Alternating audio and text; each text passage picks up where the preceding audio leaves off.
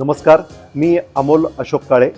कलातीर्थ संगीत चित्रकला विद्यालय आयोजित चित्रयज्ञ 2023च्या या आजच्या दिवशी आपल्या सगळ्यांचं स्वागत करतो.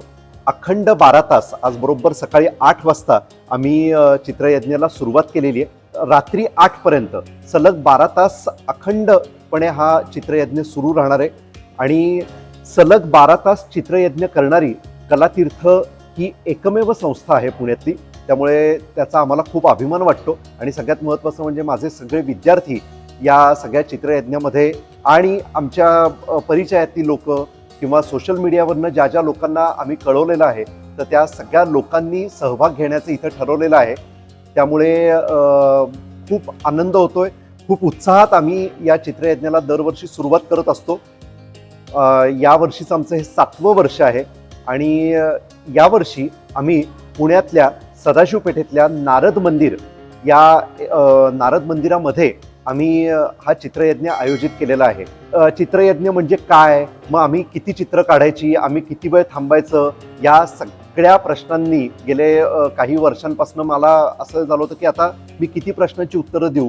म्हणून यावर्षी आम्ही आमंत्रणच अशा पद्धतीने केलं की सगळ्या प्रश्नांची उत्तरं लोकांनी विचारली आणि आम्ही त्याची उत्तरं देत आम्ही यावर्षीचं आमंत्रण केलेलं आहे आणि त्याचे सगळे व्हिडिओ आपण स्वामिनी व्लॉग्स या यूट्यूब चॅनलवरती बघत आहातच. चित्रयज्ञ ही संकल्पना सलग 12 तास करण्याच्या मागचा उद्देश काय, असाही बऱ्याच लोकांनी हा प्रश्न विचारला की काय बाबा कारण आहे सलग 12 तास आम्ही हे करतोय.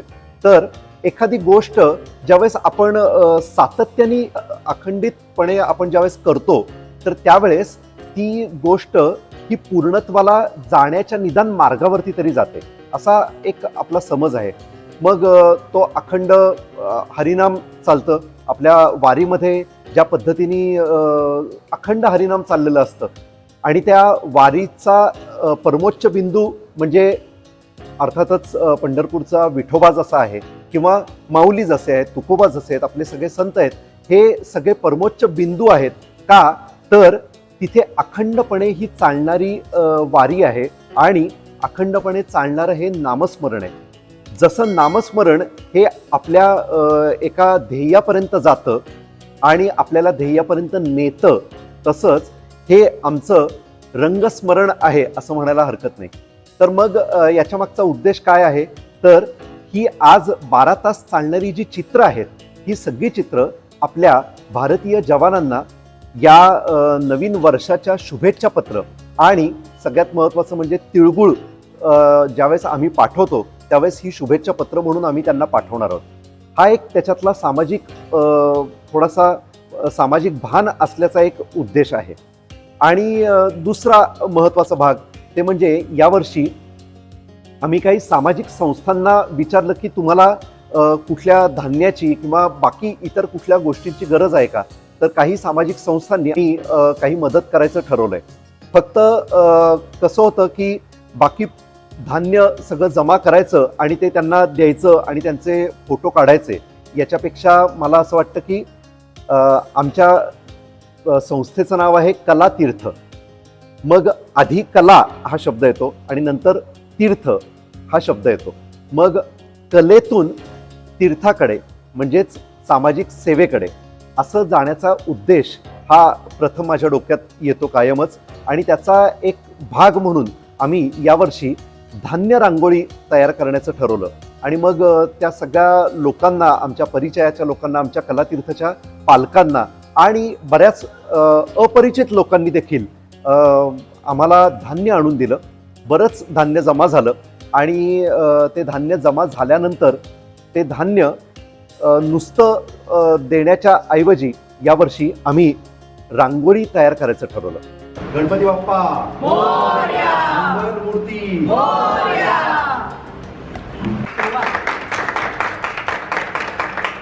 सगळ्यात महत्त्वाचं म्हणजे तुम्ही काय करा, इकडचं कारळे आणि हे जे आहे ना, मोहरी आणि कारळे, ते आपल्याला वरनं असं करत खाली जायचं. अशी रांगोळी की ज्या धान्यामध्ये कुठलीही गोष्ट वाया जाणार नाही, म्हणजे ते धान्य जसंच्या तसं सगळंच्या सगळं त्या लोकांना वापरता येईल.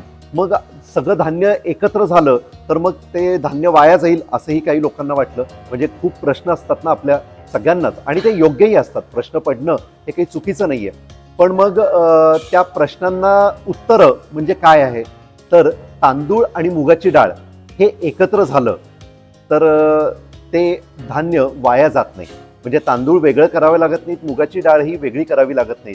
ते दोन्ही एकत्र झालं तर आपल्या सगळ्यांचा आवडता एक पदार्थ आहे तो म्हणजे खिचडी. तर तो खिचडीचा भाग तयार होऊ शकतो त्याच्यामधून.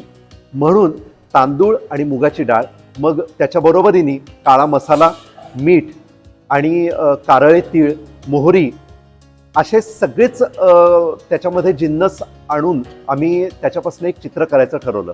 आता मुख्य प्रश्न आहे की हे चित्र कोणाचं करायचं, हा जरा गुलदस्त्यात ठेवलेला भाग होता मी. आणि त्याचं उत्तर म्हणजे आता आपल्याला सगळ्यांना मागं दिसत असेल की माझे सगळे विद्यार्थी हे सगळं चित्र तयार करायला सुरुवात केलेली आहे. हे चित्र आहे नंदलाल बोस यांचं. भारतातले फार सुप्रसिद्ध पण थोडे आधीच्या काळातले असे हे चित्रकार आहेत. नंदलाल बोस यांचं आज चित्र करण्याचं कारण ते म्हणजे त्यांचा आज जन्मदिवस असतो. 3 डिसेंबर हा त्यांचा जन्मदिवस आहे. आणि फार मोठे चित्रकार होते. असे चित्रकार की ज्या चित्रकारांनी आपल्या भारतीय राज्यघटनेचा जे कव्हर पेज आहे तर ते ऑइल पेंटिंगमध्ये केलेलं आहे. फार मोठे चित्रकार होते. ठीक आहे, काही असं असतं की कधी कधी खूप मोठ्या नावाला देखील कधी कधी ते विस्मृतीत जातात. पण हा इतका मोठा चित्रकार होता की ज्यांच्यामुळे आपल्या भारताला मॉडर्न आर्ट हा प्रकार हा सगळ्या भारताला कळला. ते नंदलाल बोस यांचं चित्र आम्ही करणार आहोत. त्याच्यासाठी तांदूळ, मुगाची डाळ, कारळे तीळ, आता मी म्हणल्याप्रमाणे सगळं धान्य वापरून आम्ही त्यांचं चित्र तयार करणार आहोत. आणि त्याच्या बरोबरीनेच आमचे सगळे कलातीर्थचे वय वर्ष 4 ते 70-75 पर्यंत एवढे सगळे विद्यार्थी येऊन आज दिवसभर हे सगळं चित्र काढत राहणार आहेत. ही जमलेली सगळी चित्र ही सगळी आपल्या भारतीय जवानांना आम्ही शुभेच्छा पत्र म्हणून पाठवणार आहोत. आणि सगळ्यात महत्त्वाचं म्हणजे आपल्या सगळ्यांच्या शुभेच्छांनी आणि आपल्या सगळ्यांच्या सहभागाने हा चित्रयज्ञ अतिशय चांगल्या पद्धतीने संपन्न होईल अशी माझी आशा आहे. धन्यवाद.